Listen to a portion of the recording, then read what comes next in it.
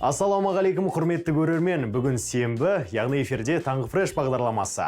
Таңын Таңғы фрешпен бастаған ұлағатты көрермен сіздерге мың алғыс. Бүгін студия қонағы Алия Әшім, болашақ бағдарламасының түлегі. Америка құрама штатында Бостон университетін тамамдаған қонағымыз бағдарламаның қызығы мен шыжығын айтып, жобалармен таныстырады. Сонымен қатар пайдалы сюжеттерді де көресіздер. Алия, қайырлы таң, көңіл күйіңіз қалай? Бүгін енді сенбі күні демалысыңызды қиып, бізге келгеніңізге көп алғыс айтам. Рахмет. Көңіл күй. Ұйқыңыз келіп тұрмайды. Қазір әңгіме барысында. Көңіл күй жақсы. Жақсы, әңгіме барысында оянып, жақсы өзіміздің ойымызды ашық айтатын боламыз. Жақсы, енді сұхбатымыздың басын осы болашақ бағдарламасы туралы айтсақ, егжей-тегжейлеп тізбіндеп тұрып, жалпы қайда оқыдыңыз? Болашақ бағдарламасы бойынша қысқа, нұсқа, қайда тұрақтадыңыз деген сияқты. Америка құрама штаттарында оқыдым. Екі штатында, біреуі Лос-Анджелес пен Бостон. Массачусетс, да? Массачусетс. Негізгі магистратураны оқыдым Бостон университетінде. Бұл таңдау неліктен ол университеттерге түсті? Немесе мамандық болғаннан ба? Жоқ, 5 таңдау болды. Журналистикада ең мықты мектептердің бірі ол Анненберг школы Анненберг деген бар. Одан кейін Колумбийский университет, білесіз. Екі университеттен шақырту түсті, ол Вашингтон университеті мен Бостоннан. Мен Бостон таңдадым, себебі Вашингтон университеті Сиэтл деген қалада орналасқан. Ол бірақ Силиконовая долина дейді. Силиконовая долина, естественно, не дейді, жаңағы Сан-Францискода, бірақ Сиэтлда Джефф Безос сияқты миллиардерлер тұрады, ол байлардың қаласы. Бірақ өте Лондон сияқты тұнжыраған қалада, сондықтан мен Бостонды қалаға қарап таңдадым. Қала үшін таңдап тұрса? Бостонда білесіз ғой, Гарвард бар, Бостон деген ол студенттердің қаласы. Білім ордасы, білім ордасы. Ол жақта жастардың білімнің вайп дейді ғой.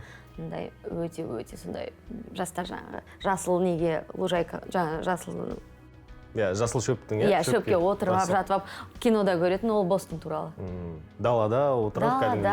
Оларда қалашық қой. Біз Казгу қалашық десең бір 3-4 ғимаратты айтамыз ғой. Оларда міне Гарвард ауданына кіресің, ол жерде бәрі Гарвардтікі. Жаңағы емхана, жаттақхана, үйлер, дүкендер, торговый дома, барлығы. Жаңағы бассейн деген бәрі. И балалардың бүкіл студенттер жүреді, миллиондаған. Бірақ көбісі азиаттар мен индустар. Қолаң шаш болғыңыз келе ме? Алайда шашыңыздың өңі кетіп қалған. Қалай қалпына келтіруге болады? Шаш күтімнің құпиясымен әріптесім келесі сюжетте бөліседі.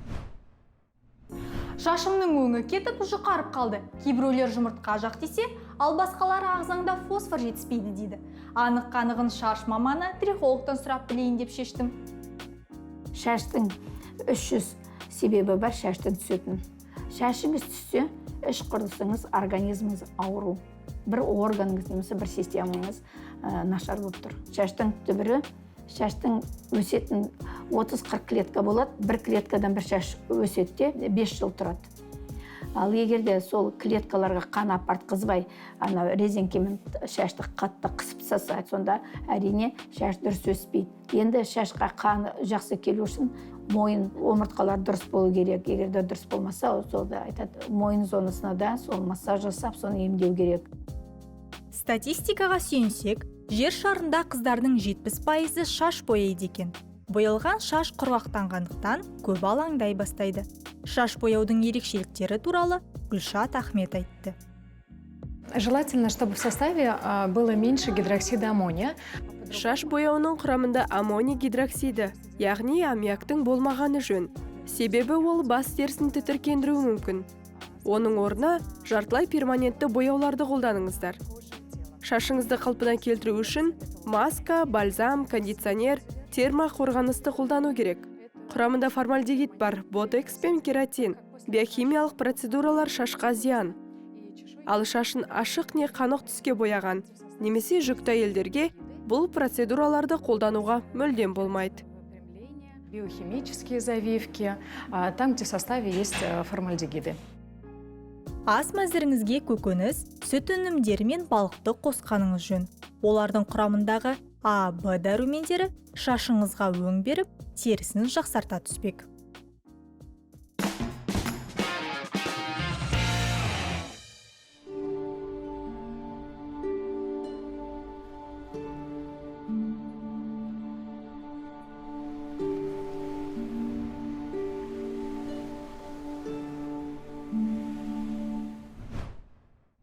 Енді Бостон университеті туралы айтып отырмыз ғой. Осының енді не үшін университет таңдадыңыз белгілі дүние, иә? Қала үшін деген сияқты білім ордасы деп жатсыз. Бостон университетінің білім беру жүйесіндегі ерекшелігін айтыңызшы. Біз не ала аламыз ол университеттен? Жалпы білім беру методикасында асып баратқан ештеңе жоқ. Негізі жалпы америкалық университеттердің олар, бірақ біздің артықшылығымыз, мен бұл жақта да оқыдым магистратура. Бакалавр оқыдым, 6 жыл оқыдым. Жалпы өмірім сондай 10 жыл ма оқумен кетті. Бұл жақтікі мен бірден бір айырмашылығы, ол жақта нақты кейс деп айтады, ондайда нақты оқиғалармен үйретеді. Бізде этика деген сабақ болды, бірақ этикада мынандай болды. Мысалы, бір журналист бар, өте танымал, Пулитцер сыйлығын алған фотожурналист. Африкаға барады, суретке түсіреді, мысалы, аш баланы. Бірақ оның жанында жыртқыш не тұрады, құс, адам жейтін кәдімгі. Құс тұрады, бала тұрады. Ол күтіп отырады да, ана құс өте жақын келген балаға, кадр үшін.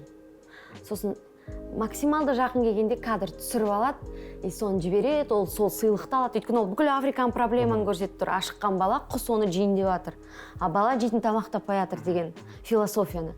Бірақ сол үшін этикалық нормаға сай келмеген үшін, өйткені ол баланың өміріне қауіп төндіреді. Ол адамдық және кәсіптілік екеуінің ішінен адамдықты ысырып қойып, журналистиканы таңдады деген сияқты уровеньде талқыланады да. Мысалы, бүйтіп айтады, бүгінгі сабақ этика мынандай тақырып дейді, кейс міне мынандай, мына журналистің мынандай оқиғасы талқылаңдар дейді. Күнде жаңа кейстер, кейс деген осындай жағдайлар, күнде жаңа этикаға байланысты. Және соған қатысты ол сенің этикалық жаңағы қағидасы бар ғой, өзінің нормалары бар ғой журналистиканың, соны үйретеді. Мартин Лютер Кингтің кезінде олар енді қаралар үшін бүйтіп көтеріліс болып жатады ғой. Сол кезде бір журналист оның жанында тұрады, бірақ ана жерде бір қара жігіт пен ақ жігіт төбелесіп кетеді. Сосын журналист камерасын тастап, ешкім болмайды өйткені бүйтіп ажырата бастайды. А ол сөз сөйлеп тұрады жаңағы Кинг. Сосын ажыратқан кезде өйстіп қарап тұрды да айтады: егер сен оларға адам ретінде көмектеспей, журналист ретінде көмектесіп, сен сол төбелесті түсіргенде, сен проблеманы көбірек көрсететін, көп адамға жеткізетінен дейді. Сен кәсібилік емес дүние жасадың деп айтады. Мысалы, ол сен қаншалықты этикалық нормаларға сай деген сұрақ. Төбелесіп жатқан адам сыртынан түсіріп тұрған деген. Осындай сұрақтар. Тағы бір момент, CNN-нің өте белді журналист бар. Таза өзі хирург, неврохирург, шатаспасам. Хирург. Бірақ CNN-нің журналисті таза медицина бойынша. Ковидта үнемі сол болып, сол тікелей эфирде операция жасады. Өлеп тұрып деген сияқты. Ол не, этикалық нормаға сай ма деген сияқты. Сондай сұрақтары, соны видеосын көрсетеді, әрбір поведениесін біз расшифровка жасаймыз. Сондай да, өте сонысымен ғана не. То есть сабақтың пәндердің аттары ауыспауы мүмкін, беру формасы, түсіндіру формасы. Және кеше ғана болған затты талқылайды. Сонда балаға брейншторм деп айтады ғой, жасауға мүмкіндік береді.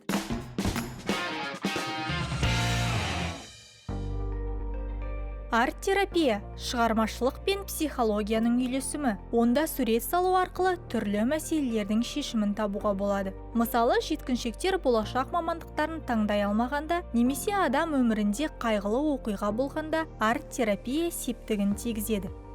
Многие думают, что арт-терапия это только... Көбісі арт-терапиямен тек сурет сала алатын адамдар немесе балалар ғана айналысады деп қателеседі. Негізі арт-терапиямен кез келген адам шұғылдана алады.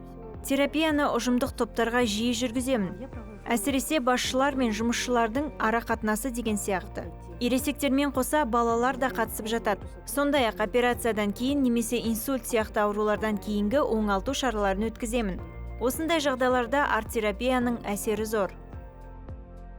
Күйзеліс пен ішкі қобалжуларға аса мән берген жөн. Мамандардың айтуынша, денсаулыққа эмоционалдық күй әсер етеді. Мән бермесеңіз, айықпас ауруға да ұласуы мүмкін. Арт-терапия жай күйіңізді тұрақтандырып, ішкі қобалжуларыңызды жеңуге көмектеседі.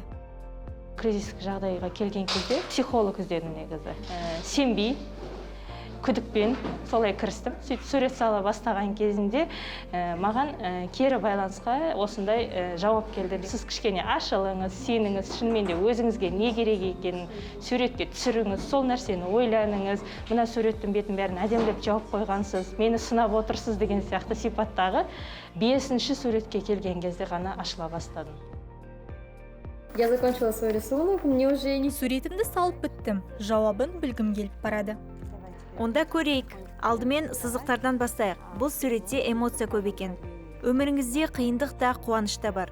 Бұл туралы мына сызықтардан көруге болады. Суретіңізде ирек сызықтар аз. Бұл өте жақсы. Яғни қиындықтарға тап болғанда тоқтап қалмайсыз, әрекет етесіз. Арт-терапиядағы суреттер жай шима емес. Суреттегі алуан түрлі түстердің әсерінен адам жан тыныштығын таба алады.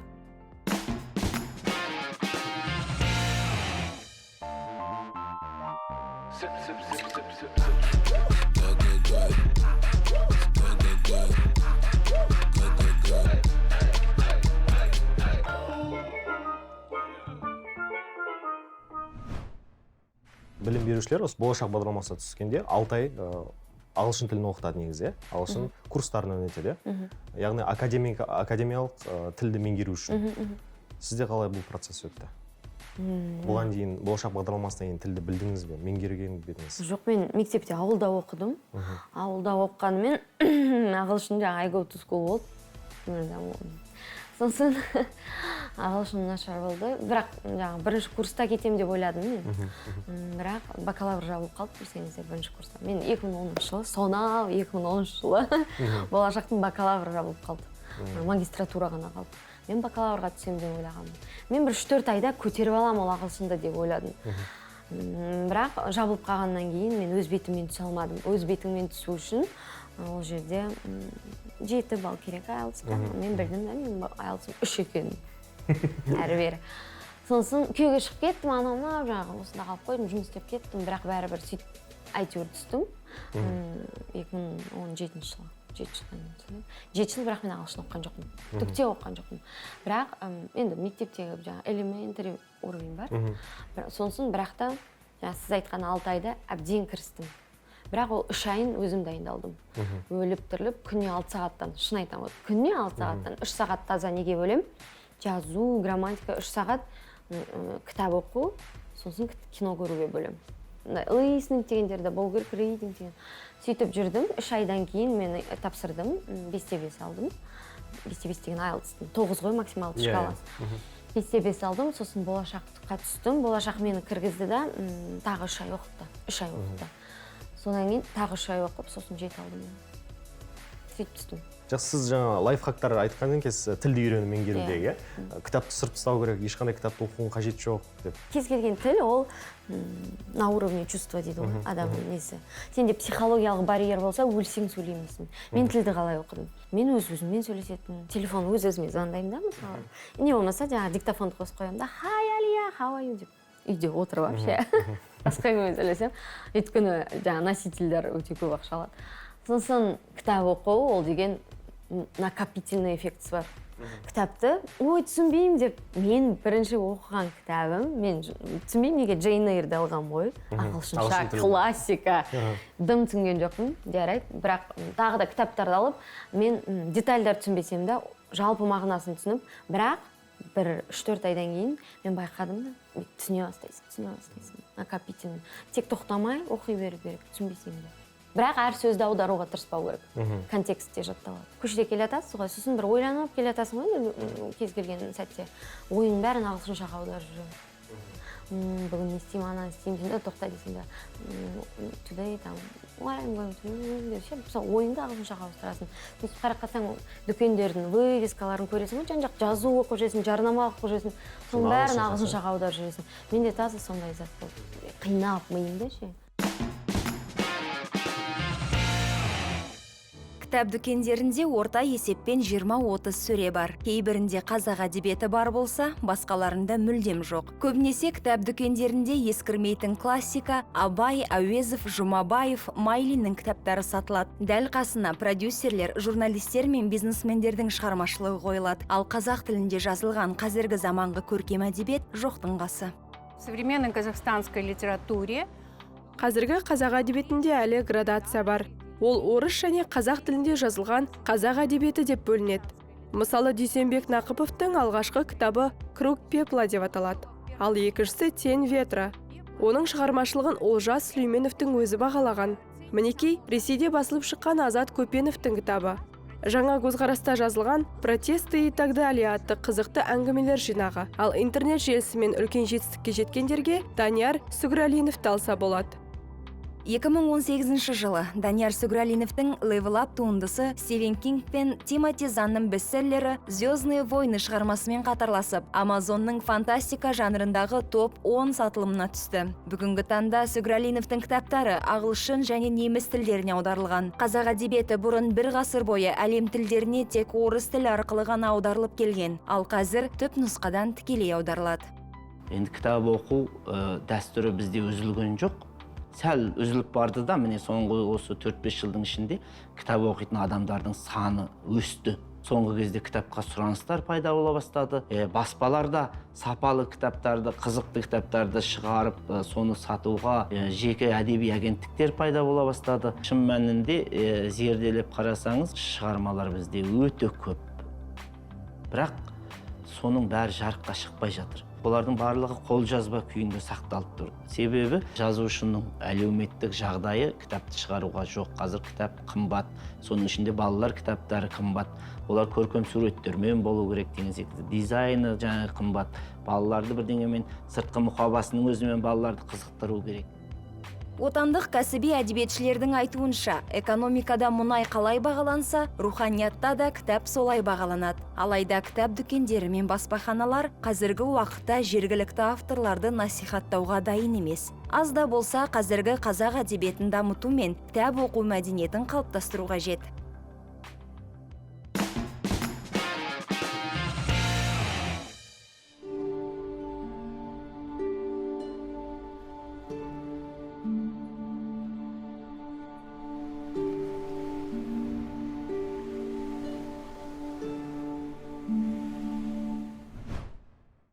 Келген уақытыңызды, болашақ бағдарламасына түсіп, сол келген алғашқы кездерде есіңізге түсіріңізші, қалай болды, қайда тұрақтадыңыз, үй мәселесі қалай болды, отбасыңызбен бардыңыз ба деген сияқты? Менде бір балам барды ол кезде, қазір 3 балам деген. В течение. Ең бірінші барғаным, болашаққа рахмет. Болашақ өйткені ай сайын $2000 стипендия берді. $2000 ол кезде 500 мыңға жетер-жетпес ақша еді. Қазір ғой ол 700 бірдеңе. Бірақ ол жақта ол бәрібір $2000. То есть, үй, біз үй іздедік, үй $3000 болды. Дейсіз ғой? $1000 қайдан табамын деп ойлаймын. Сосын үйді неліктен, менде ең бірінші келген кезде кішкене культурный шок болды. Ал үй мәселесіне келгенде, бізде Лос-Анджелесте мұхиттың жанындағы жағажай ғой. Санта-Моника бич деп аталады. Біздің тіл курсыны соның жанында едім. Дым білмейміз Лос-Анджелес туралы. Барып Санта-Моника биштің жанынан үй қарап жүріп қой. Жағажайдың жанында қандай болады, қандай баға болады. Сөйтіп, бірақ Америкадағы үйлердің бәрі андай ғой, барлық дүниемен қамтамасыз етілген.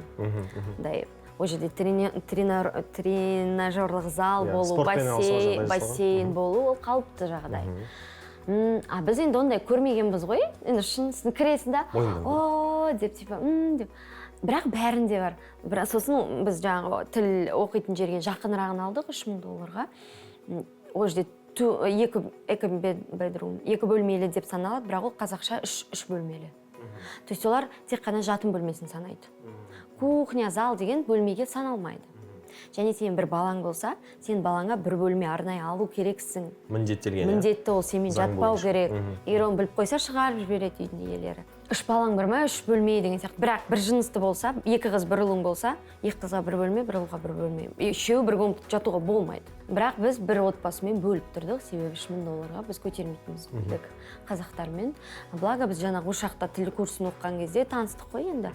Бірге бардық, сол кезде бірге тұрамыз деп жоспарлаған жоқпыз, бірақ бағаларды көрген кезде бізге амалсыз шайрица деп айтады, бөлісуге тура келді. Олар бір бөлмесінде, біз бір бөлмесінде, бірақ кейін залы ортақ не болды. Сөйтіп өмір сүрдік. Сөйтіп тіл оқыдық. Бірақ бұл Лос-Анджелесте. Бостонда енді басқа әңгіме.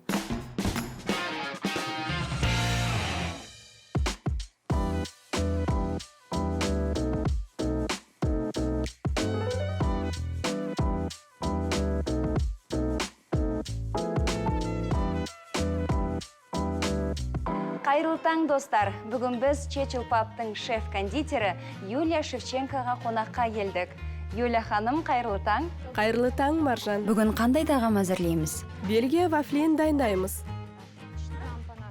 Ол үшін бізге 4 жұмыртқа, 200 грамм ұн, 200 грамм сары май, 150 грамм қант, 120 грамм сүт, 3 грамм ванилин және 15 грамм нан қопсытқыш қажет. Керемет, неден бастаймыз? Алдымен жұмыртқаны жарып, дайындап аламыз.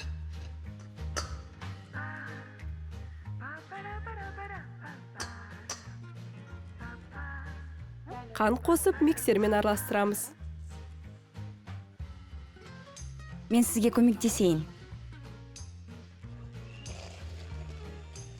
Алдымен баяу араластыру керек пе? Я, баяу. Кейін жылдамдықты арттырамыз. Қант толық ергенге дейін араластырамыз. Дайын болған сияқты, я? Я, дайын.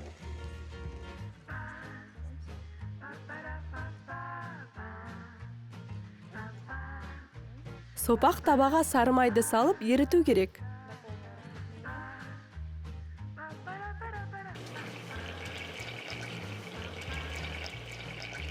Сары май еріді. Жұмыртқа ыстықтан пісіп кетпеу үшін араластыра отырып құю керек.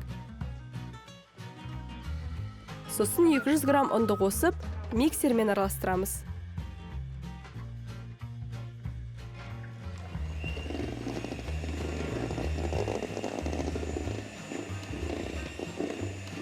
Нан қопсытқышты ванилинді саламыз.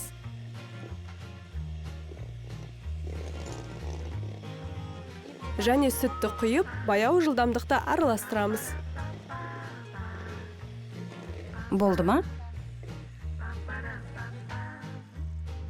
Я, вафлиге арналған қамырымыз дайын. Пісіре берсек болады. Вафли қалыбын 200 градусқа дейін қыздырамыз. Массаны араластырып, қалыпқа 3 қасықтан құямыз.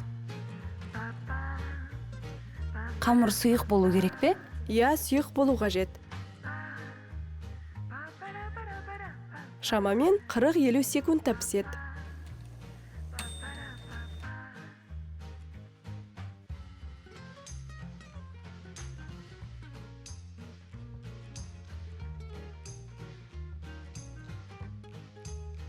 Енді безендірейік.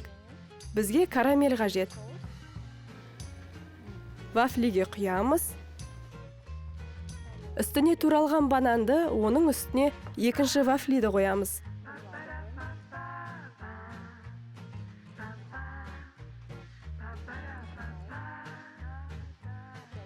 Тағыда карамельден құйып, бананды саламыз.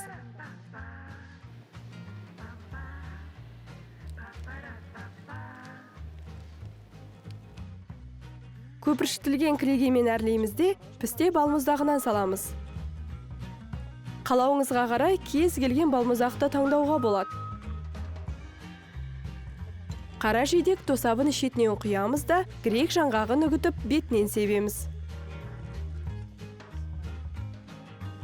Қымбатты көрермен, осымен Бельгия вафли дайын. Ас болсын.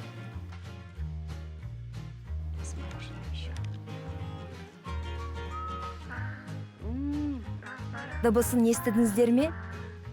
Вафли қытырлап тұрғанымен сондай жұп-жұмсақ. Және банан мен карамель керемет үйлеседі екен.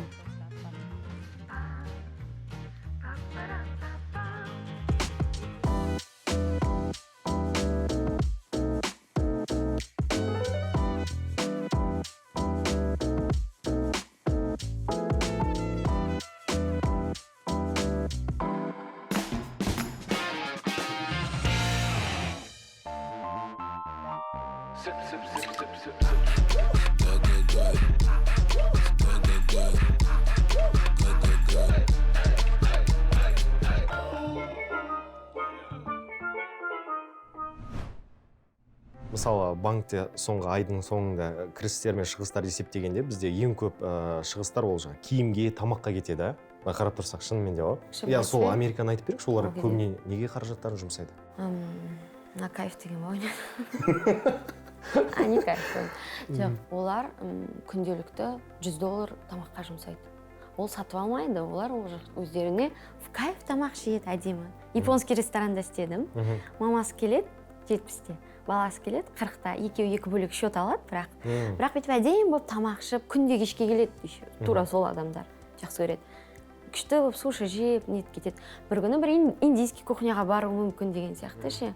Әдемілеп. Біз күнде енді, біз демеймін, бізде көбінесе жалпы халық жаңағы рожки, вермишель ғой негізі. Рацион күнделікті. Адамдар күнделікті тамақты ләззат үшін жейді. Біз қарнымызды тойдыру үшін жейміз. Өліп қалмай тамақ жеп, өліп қалмай болғаннан тамақ жеп деген сияқты. Олар жаңағы ана жерден, олар деп бәрін айтпайын, ол жақта да жағдай жоқ адамдар бар. Бірақ мен сияқты жұмыс істейтін адам дейінші, мен сияқты журналист, ортада. Сондай, соған таң қалдым. Және олар былай, мен оны американ банктар бар, барасың ғой, 4 теңгені олар сені кіргізбейді, 4 теңгені жұмыс істемейді олар. 4-5-ке дейді негізі, бірақ 4-те еще есін құқтап қояды. Ішіндегі адамдарды 5-ке дейін қызмет көрсетеді, бітті кетіп қалады мысалы. Бізде сонда селкілдеп 10-ға дейін отырғызып, мысалы ше. Яғни олар 5-тен кейін шығып, спортпен айналысады. Жүгіру олар үшін ол философия. Олар емес, көп бөлігі үшін адам, ол таза философия. Арықтауда да емес, ол философия. Свобода, драйв, энергия. Сіз жүгіріп жүрсіз ба қазір? Менде просто түсінесіз, андай ғой бізде. Коллегаға кіріп кеткен кезде бүкіл құндылықтарын қайтып шашыла бастайды екен. Мен неге оны айтып жатырмын? Менде 70-тегі профессорым болды. Аты Майк. 70-тен асқан. Мен бүйтіп сабақта бүйтіп ұйқым келіп отырады ғой, түнімен жұмыс істеген соң алдайды. Оу, гайс деп кіріп, Алия қалайсың деп, орындыққа отыра қалып, деп жеп отырып бірдеңе. Мамасын айтып отыр бір күні. Мамам 90-да бірдеңе қарттар үйінде деп, сосын мен ойладым, Майк упал в моих глазах деген сияқты.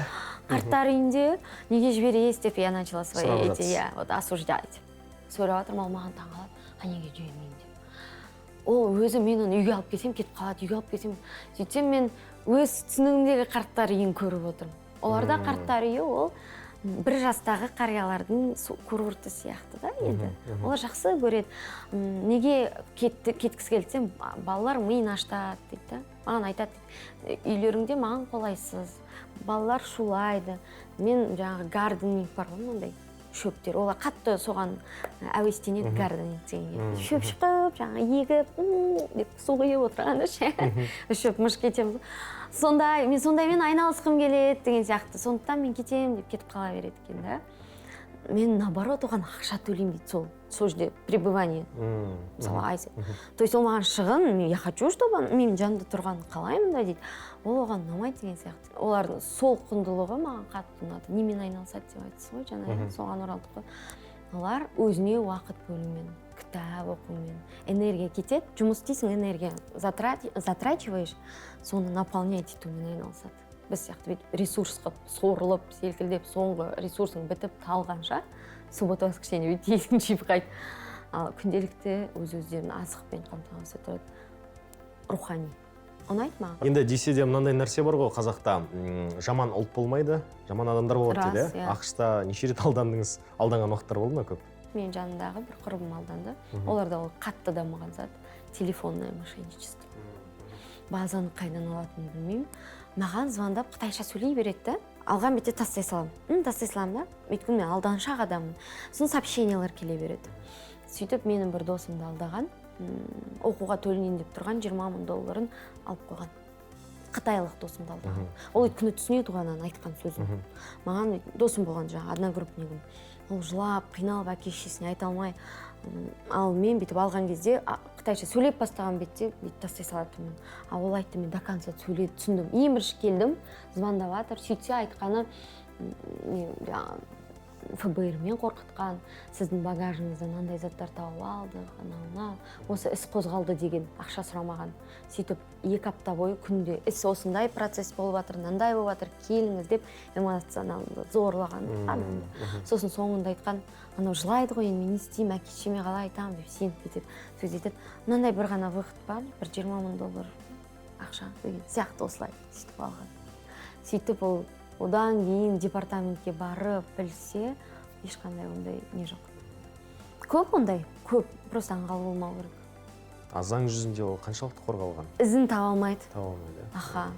Ол сотқа берді. Ең басты мәселе, сен іс қозғату үшін, заявление, өтініш дейді, жазу үшін, жалпы іс қозғату үшін ақша бересің. ол 2-3 мың доллар. Түсінесіз ба? Ол жақта бәрі ақша. Бетең ақша. То есть бізде бір машинасын сырып кетті ма, жанымдағы прям құрбым. Машинасы бұзылып қалды. Бір апта бұрын сатып алды, машинасы қатты бұзылып қалды. Сосын ана сатып алған адамға сотқа бергісі келді. Потому что ол алдады. Сосын сотқа хорошо беріңіз, сіз ұтасыз деді. Явно договор бар, не деді. Сіз хорошо дедік та, жаңағы қыз ғой қазақ. Қанша дегенде заявление тастап, іс қозғаудың өзі 3 мың доллар деді. Бірақ ұтсаңыз, ол ақшаның бәрін қайтарады. Бірақ 3 мың доллар. Біз енді 2 мың доллар стипендия алып отқан адамға 3 мың доллар. Бар ол. Иә, 3 мың долларға машина сатып жүрген жақсы. Деп ойлайсың да. Ата-аналардың көбі балаларына ақша бергісі келмейді. Оның бірден бір себебі ақшаның құнын білмей ысырап етеді деген қорқыныш. Ал Динара Оспанова баланың қаржылық сауатын арттыру үшін еркіндік беру керек деп ойлайды. Менің ойымша, балаларға ақша беруден ешқашан да ата-аналар қорықпау керек. Керісінше еркіндік бергеніміз дұрыс. Дүкенге жіберген кезде де бала өзіне қажетті, өзі дұрыс деп санаған затын алып келсін. Ол киім болсын, тамақ болсын, мүмкін бір жерінде дұрыс емес бұрыс нәрсесін алып келсе де, ол бала үшін сабақ болады. Яғни таңдау жасау мәселесі осында тұр. Сондықтан баланы дүкенге жіберген кезде біріншіден өзіңіз бірге бара отырып, қай тауар арзан, қай тауар қымбат, қай тауар сапалы, сапасыз, және басқа да жаңа қасиеттерінің барлығын жан-жақтан қарай отыра таңдау жасауды үйрету керекпіз. Сонда ғана біздің балалар қаржылық жағынан сауатты болады. Ерте жастан ақша бергеннен баланың қаржылық сауатынан бөлек тұлғалық қасиеттері де жетіледі. Мәселен, бала ерте жасынан ісіне жауапкершілікпен қарап, жоспарлауды үйренеді. Сонымен қатар, өзіне деген сенімділігі де артады. Балаға қай жастан бастап ақша берген дұрыс? Менің ойымша, балаларға ақшаны мектеп жасынан бастап берген жөн. Себебі 5-6 жаста баланың сыни ойлау қабілеті жетіле бастайды. Ата-аналардың көбі балаларына ақшаны 3-4 жасында беріп қателеседі. Ол жаста бала әлі ширамаған. Ақша беріп оны жұмсау бала мен ата-ана арасында бір-біріне деген сенімді арттыра түседі. Айталық, алдына мақсат қойып, оған жетуге бейімделеді. Ерте жастан жоспар құрып, дағдылана бастайды. Балаға мадақ ретінде немесе жазалау үшін ақшаны қолданбаған жөн. Бұл оған кері әсер етуі мүмкін. Сондай-ақ, педагог балаңызды қаржылық сауаттылыққа баулу үшін алдымен ата-ананың өзі қаражатын дұрыс жұмсауды үйрену керек дейді. Балаға қомақты ақшаны бере салып бар, өзіңе қалаған нәрсені ала қой десең, әрине бала кез келген көзіне түскен нәрсені ала береді. Ал егер ата-ана өзінің қаржысын сауатты қолдана білсе, оны жарата білсе, және де оны енді бала біздің айнамыз ғой. Біз өзіміз қаражатымызды сауатты қолданса, және де оны сауатты өзінің қажетіне қарай жұмсасақ, бала да солай жасайды. Ерте жастан қаржы жұмсап дағдыланған бала өзінің қажеттіліктерін жіті түсіне бастайды. Сондықтан балаңызды қаржыға бейімдеп, еркіндік беру өте маңызды.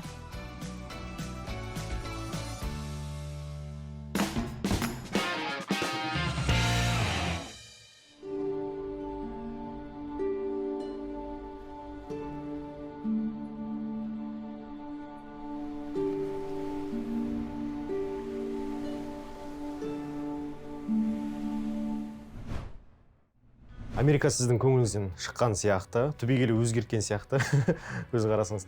Медицина саласына келейікші Америкада. Жаңа балаларыңыз айтып сол, 2 бала пайда болды деп. Өркениетті елде медицина жоғары дамыған белгілі, иә? Біз не аламыз ол жақтан? Өте жоғары дамыған, бірақ үлкен минус. Қазақстан медицинасын жақсы көріп кеттім кішкене сол кезде. О жақта ауырсаң, сен қалтаң қалың болмаса өліп қаласың. Далада қалып кетесің. Иә, мен балам ауырып қалды, жүре алмай қалды, үлкен қызым. Олардың вирустары да басқаша болады екен, сүйектен беріп. Сен грипп болатсың, жүре алмай қалдың, понимаете? Просто аяқты баса алмайсың деген сияқты сустав. Жүре алмай қалды, шошыдым, мен білмеймін ғой, шошып, паника. 911 шақырайын дедім, шақырайын деген кезде жанындағы қазақ айтты, шақырма деді. Счет келеді, $5000 шақырма деді.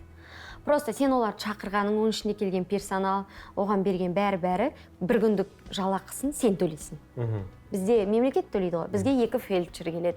Водитель бар, бензин бар, машина бар, уақыты бар, ішіндегі уколы бар салған. Оның бәрін мемлекет төлейді. Ол кезде мен төлеймін. Толық шығынын. Қандай не салды, соның бәрін мен төлеймін. Ойбай дедім да, бірақ менде бір жақсы, страховка болды. Страховка деген оларда страховка ай сайын ақша құйып отырасың. Менде страховка бірақ тегін страховка болды. Мен ақша құйған жоқпын. Неге? Мен өзімді жағдайы, отбасылық жағдайы нашар семьялар санатына қосып жібердім. Америкада оларға тегін страховка бар. Medicare деп аталады. Сенің жалақың $4000 төмен болса, сенің жағдайың нашар. Жалақым $2000 десең, мен справканы апардым болашақ. Олардың бір жақсысы тағы да бюрократия жоқ қой. Мысалы, Американың бір азаматы келіп, бізге келіп, емделіп, қағазын көрсетсе, өте қиын оған. Ол бұл жақтың азаматы емес. Оның какой-то справкасы бұл жақтан как-то не котируется. Аударып кел мынаны дейді, қанышып, нотариуспен заверять етіп кел деп айтады. Сосын маған тегін медицина берді, бірақ оның ішінде emergency деп аталады. Тісің ауырса бара алмайсың, бірақ тісің сынса бара аласың. Нечайно тісің сындырып алсаң бара аласың, бірақ целенаправленно емдеуге бара алмайсың.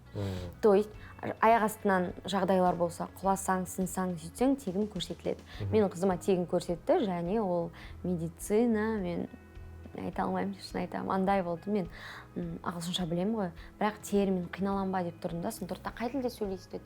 Ағылшын дедім, ваш родной, скажите, родной язык деді. Қазақ дедім, қарады, қазақша жоқ деді. Сосын қайсысы? Орысша дедім. Сосын тұрды, аха деді да, күтіп отырмын, переводчик келеді деді. Еще мен сұрадым, тегін ба дедім. Я, тегін деді. Енді олар сосын келеді деді бір кезде.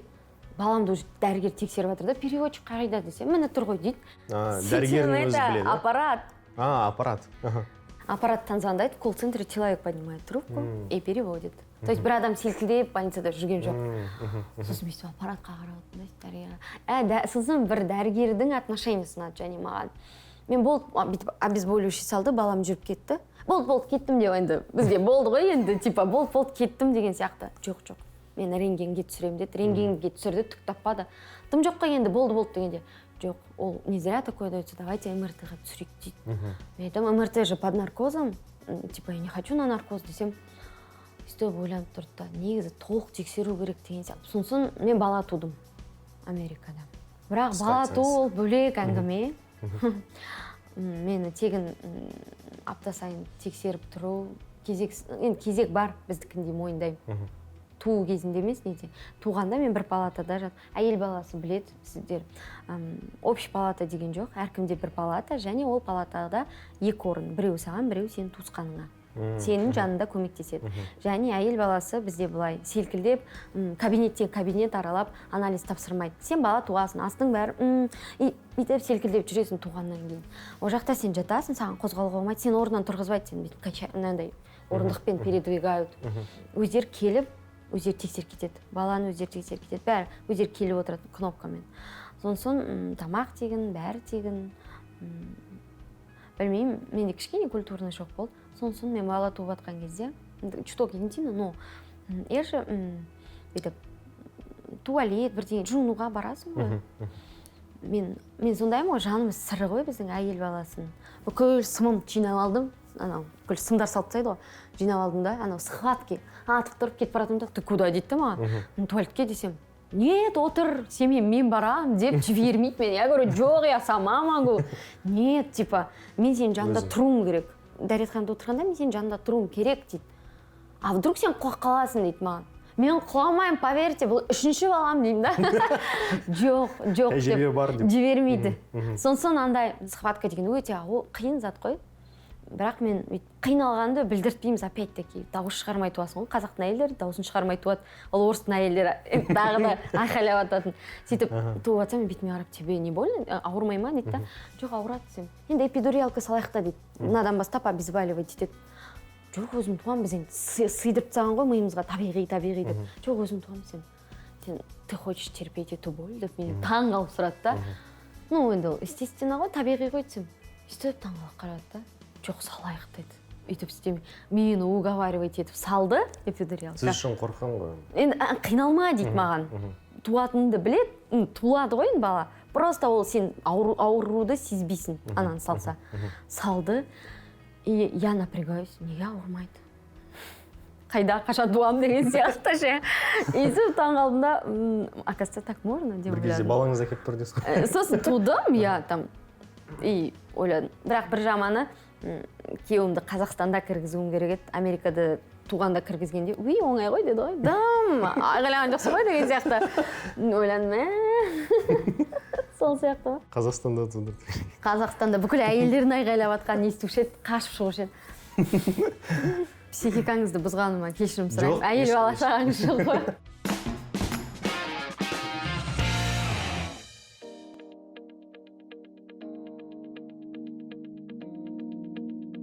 Аттракциондар былай жақсы ғой, көңілің көтеріледі, өзің де рахаттанасың. Өзің, мысалға мен өзімде отырам, балаларымды да отырғызам. Бәрі жақсы көреді. Аттракциондарыңыз жақсы, оңды, күшті екен, рахмет.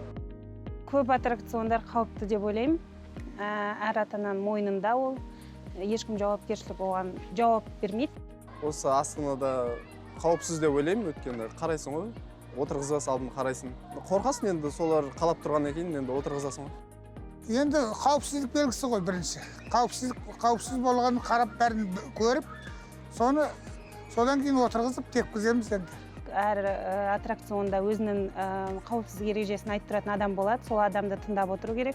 Аттракциондар мен саябақтар кішіден үлкенге дейін бәрінің сүйікті мекені. Алайда аттракциондардың қауіпсіздігін кім қадағалайтынына аса мән берілмейді. Ал 2021 жылдың 1 шілдесінен бастап машиналар мен жабдықтардың қауіпсіздігі туралы заңға түзетулер енді. Оларға сәйкес аттракциондарды пайдалану ұлттық стандартқа сәйкес жүргізіледі. Документ, который определяет общий порядок. Енді аттракциондардың монтаж жұмыстары, оны пайдалануға берілуі, сонымен қатар мемлекеттік бақылау органына есепке тіркелуі жайлы ақпарат бір құжатта көрсетіліп, сол арқылы қадағаланатын болады. Оны арнайы комиссия белгілеген ережелер бойынша қадағалап отырады.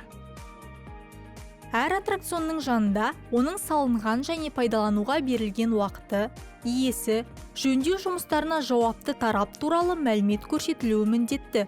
Сондықтан қауіпсіздігіңіз үшін берілген ақпаратқа назар салғаныңыз жөн. Ни один аттракцион не начнет свою работу. Сараптамалық комиссияның толық техникалық тексеруін жүргізбей, және оны пайдалануға рұқсат алмай, бірде-бір аттракцион жұмысын бастамайды. Әдетте бұл рұқсаттың жарамдылығы 1 жылға дейін жетеді. Демалушылардың аттракциондағы қауіпсіздігі басты назарда. Аттракциондардың апатсыз тұрақты жұмысы меншік иелері мен қызмет көрсетуші компаниялардың ұлттық стандарт талаптарын дұрыс орындауы мен келушілердің жауапкершілігіне де байланысты.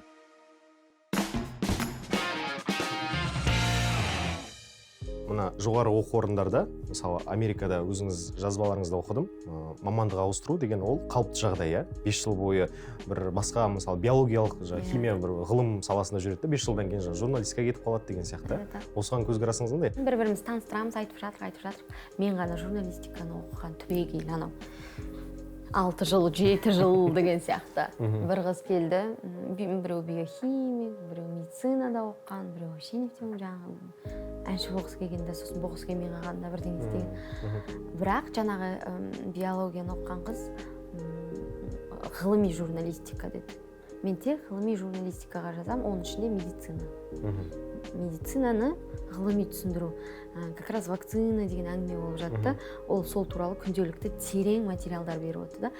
И еще олар ана разбирается, түсінеді да, базасы бар. Мен вакцина туралы бірдеңе туралы жазсам, мысалы, мен журналистпін, мен базам жоқ.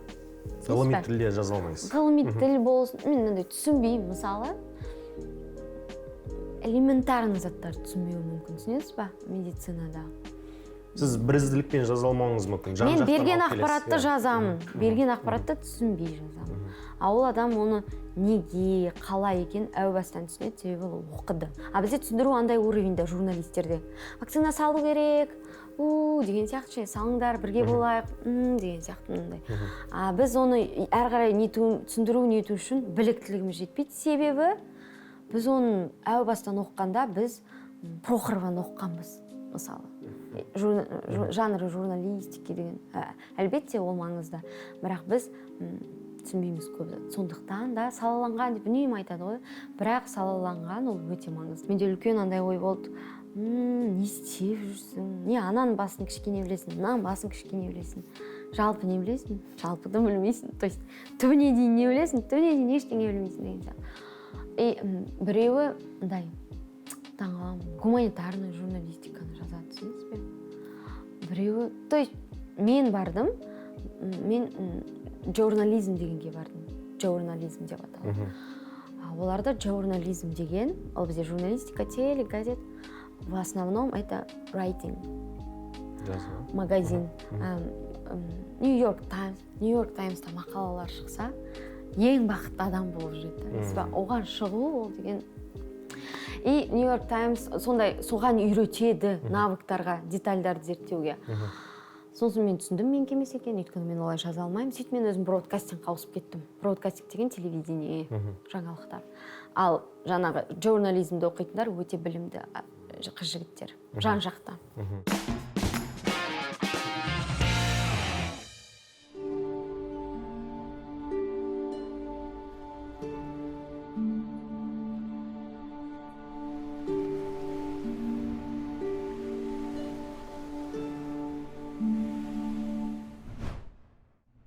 Карлаг туралы түсірген фильміңізге келейікші. Неліктен бұндай тарихи дүниені жасау идея келді ғой? Себебі мен тудым сол жақта. Қарағандыдан. Өзіңіз көрсеткіңіз келді, туған жеріңізде? Мен өйткені мен өзімді түсірем. Мен айтам ғой, мен верстка жазам ғой кейде эфирге. Мынау верстка мен ішкі жан дүнием ғой, бүгінгі деймін да, мен анау бір харасмент, феминизм деген заттарды жазам да. Құрсын, Алия болып кетті, давайте өзгеріп тастаңдар деймін ғой бар. Тура сол сияқты. Бүйтіп мен көп ойланып отырған кезде мен білем, мен тудым, мен өстім. Дуйттың қалыңмасын көрдім, ұнады ол дұрыс. Содан да шабыттанғаным анық. Бірақ 3 жыл өтіп кетті ғой фильмнен кейін. Бірақ мен ауылға бардым, Америкадан келдім, папамнан сұрадым. Пап, сен Карлаг туралы не білесің дедім. Енді өтіп кеткен ғой, ештеңе білмейді. Бірақ айтады да, осы жерде орналасқан, ана жерде лагерь бар, ана жерде лагерь бар, ана кісі отырып келген сөйлесіп көрші, ана кісі отырып келген сөйлесіп көрші деп. Сосын ойладым, неге мен түк білмеймін деп ойладым. Біз тарихтан негізі түк білмейміз ғой. Біз жаңағы кітап бетіндегін білеміз да, бірақ рухани, эмоционалды тұрғыда білмейміз. То есть цифраны білеміз, түсінесіз ба? 751 жылы Атлақ шайқасы деген сияқты заттарды білеміз, деген 1456 жылы қазақ хандығы деген сияқты. Бірақ рухани түсінбейміз да, мағынасын түсінбейміз, түсінесіз бе? Ол бізге жүрекке жетпеген бір қағаз күйінде жатталған зат сияқты да. И мен ошаққа келген кезде менде басты ой болды, ол азық беру және барынша шынайы жасау. Адамға азық беру, шынайы жасау, азық беру, шынайы жасау. Және менде тағы бір үлкен позиция болды.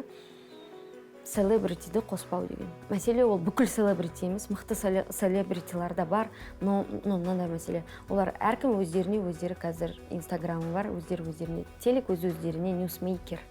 Оларға журналистердің керегі жоқ. Понимаете?